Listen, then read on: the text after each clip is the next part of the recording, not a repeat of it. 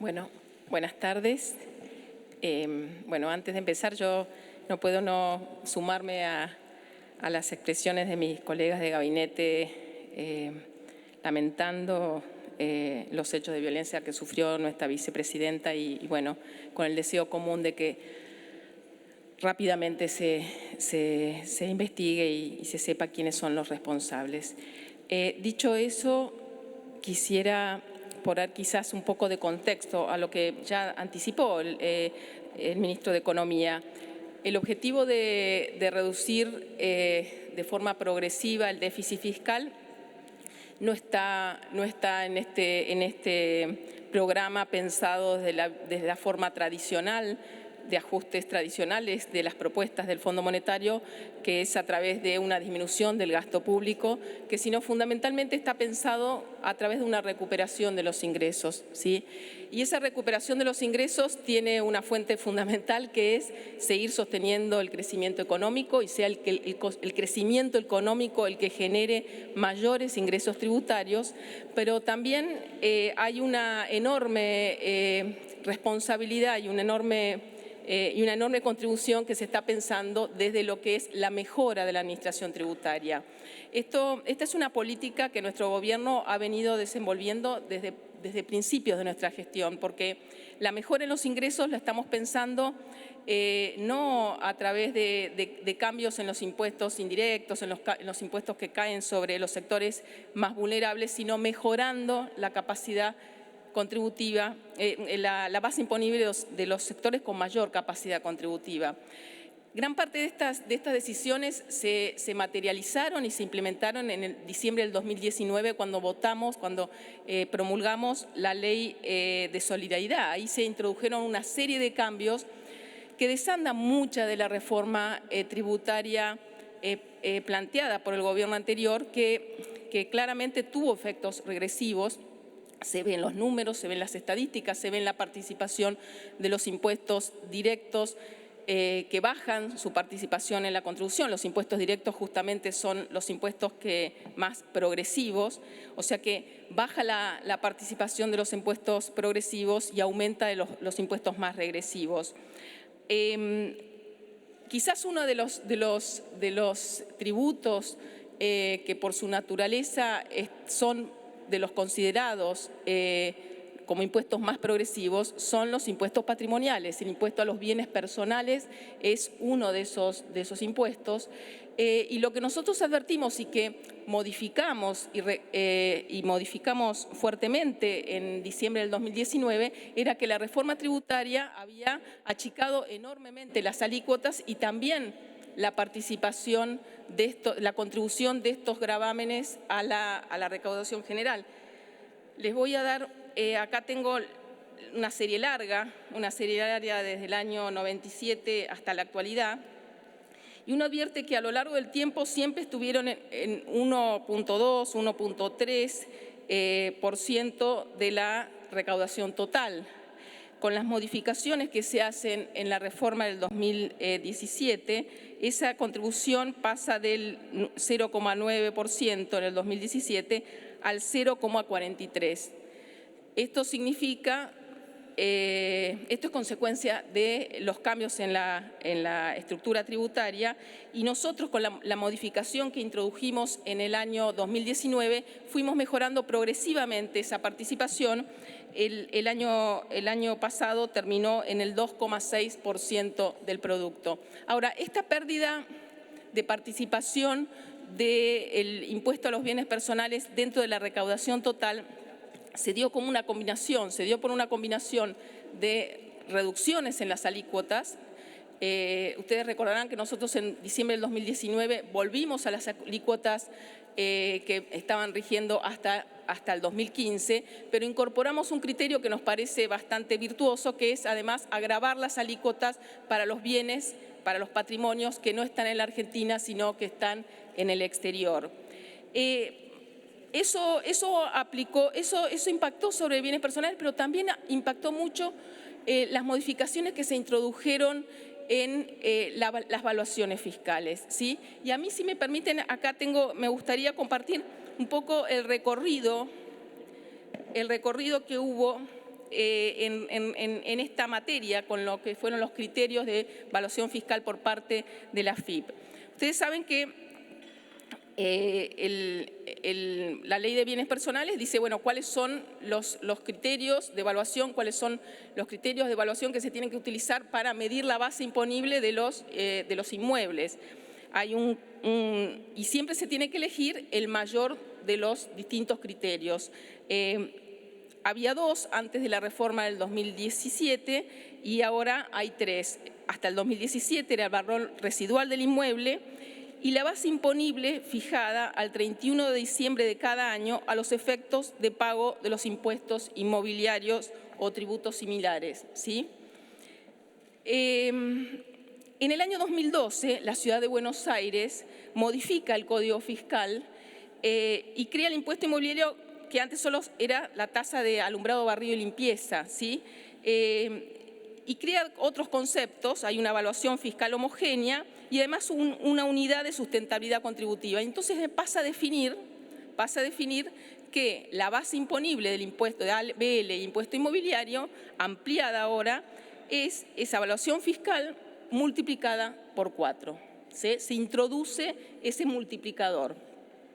Obviamente, siguiendo lo que pauta la Ley de Bienes Personales, la AFIP entonces, en el año 2013, define que a los fines de, ahora sí en la Ciudad de Buenos Aires había un indicador inmobiliario como lo plantea la ley, que se modificara y se utilizara el mismo indicador, la misma base imponible que utilizaba la Ciudad de Buenos Aires y que utiliza la Ciudad de Buenos Aires. La verdad que en el año 2018 hay un dictamen que sale de la AFIP, que produce la AFIP, un dictamen a nuestro juicio arbitrario y casi caprichoso, les diría, donde dice no, que para bienes personales se vuelve a la medición anterior, o sea que no se utilizaba el multiplicador por 4, sino que se utilizaba la evaluación fiscal únicamente. Y eso impactó fuertemente. Yo acá también quisiera hacer una aclaración. Esto salió un dictamen un poco forzado, un poco caprichoso, que además no tuvo el acompañamiento del área legal y técnica de la DGI, ¿sí?, que ratificó el criterio razonable de seguir utilizando el mismo indicador que en la Ciudad de Buenos Aires. Y esto no fue neutro, porque lo que se advierte es que el peso, a partir de este cambio, el peso que tienen los inmuebles dentro de los que son los bienes gravables en el impuesto a los bienes personales, se redujo sensiblemente después de esa modificación.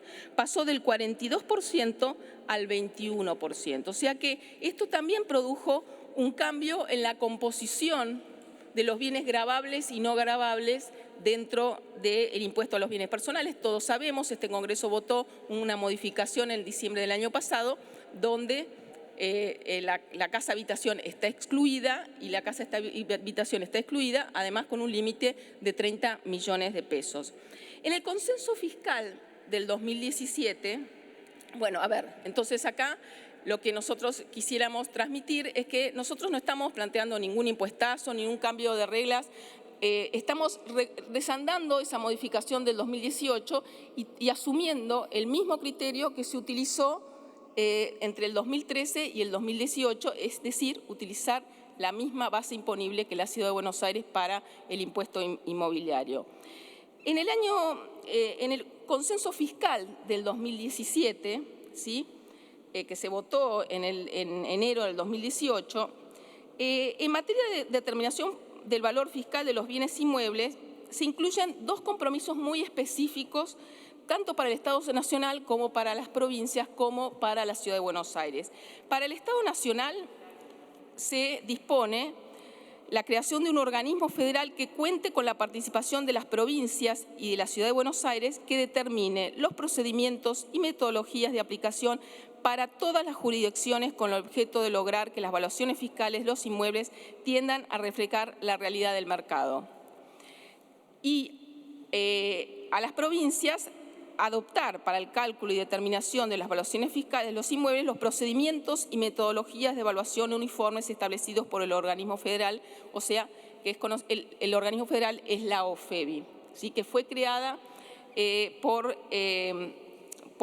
un decreto, el decreto 938 del año 2018. Y esto es importante porque estoy en el Senado de la Nación, transmitirlo. Ese es el trabajo que vamos a tener que hacer conjuntamente en el marco de la OFEBI con todas las provincias para definir esas metodologías y esos procedimientos que acerquen las evaluaciones fiscales más a lo que es el valor del mercado. Para darles una idea, nosotros hicimos el ejercicio esta semana de cuánto es en promedio del 80% de los inmuebles grabados respecto a la evaluación del mercado. Y la verdad que la conclusión que llega, que los resultados indican que aproximadamente en promedio la evaluación fiscal es del 7% en relación al valor del mercado.